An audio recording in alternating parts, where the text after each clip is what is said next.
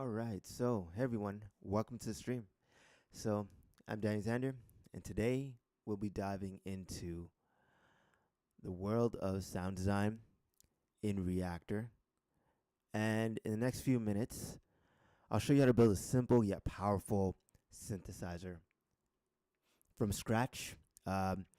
If you're into creating unique sounds or just curious about modular synthesis in general, I want you to stick around and don't forget to drop a comment if you have any questions or any concern along the way. So let's get right into it. So when you open up Reaktor, you're gonna have a page that looks something like this. I usually open it up from scratch so you can see how to get there. When you open up Reaktor, you're gonna have a play section where you can play instruments inside Reaktor that are pre-built from the factory, or you can go into the patch section and build instruments that are just using patch cables. So, and then the next one is even deeper. You can basically have full control over Reaktor and build at the primary level, but also combine blocks. So that's where it gets exciting. You can use your creativity and build anything that you want, including synth samplers, sound design tools, and effects that you can use over and over in your different productions that you create. And today we're going to go into the build section and get started. So when you jump into the build section, you're going to want to go into the play section, and we got a fresh ensemble ready to go.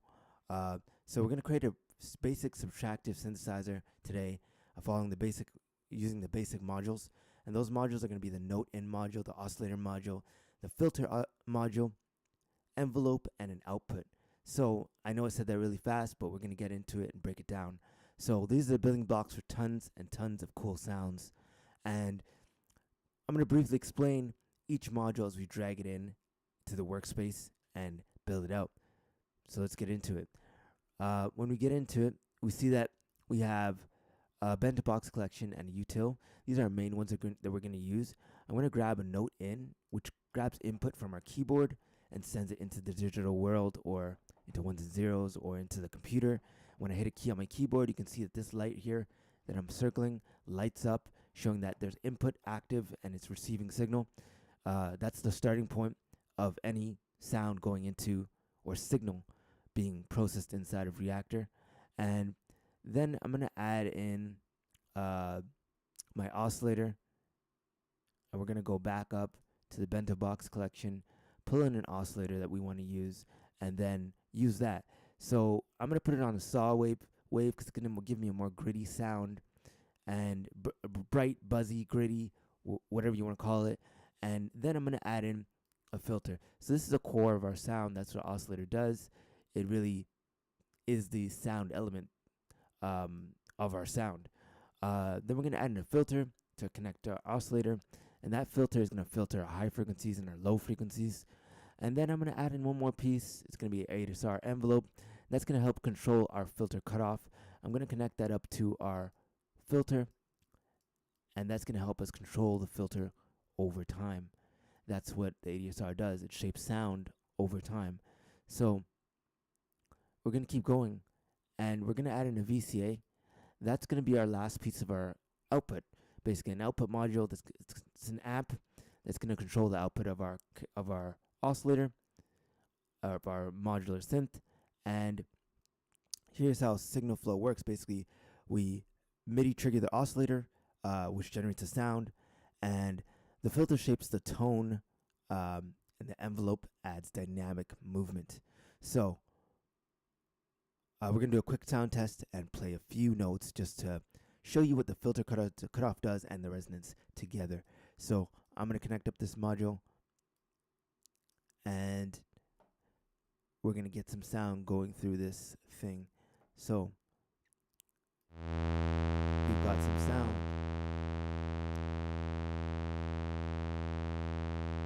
So now that we got some sound going through, we can then really tweak the sound. I'm going to turn that off for a second. So I'm going to play a few notes so you can hear. But right now we have no control over when the notes stop playing, because we don't have envelope control, because that controls our sound over time. So we would essentially need to add another envelope, but I'm going to name this one so we don't get confused as to what it is, I'm going to name this first envelope our filter envelope, and then I'll add another envelope. We'll duplicate it, and I'll call this one my amp envelope. Why? Because it's helping us to give our amp envelope control, which is modulation, which is not just modulation, but movement and control. So that's our basic raw sound. So when we add the LFO, stepping it up a notch to our filter cutoff,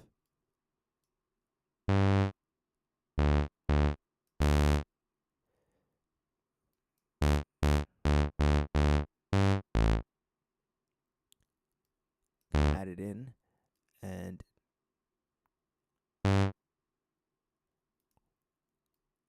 modulate our filter cutoff. So you can see it's working.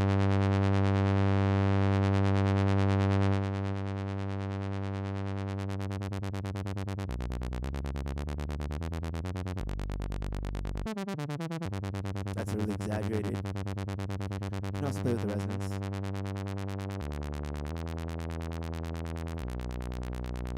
Cause that to be affected. And filter.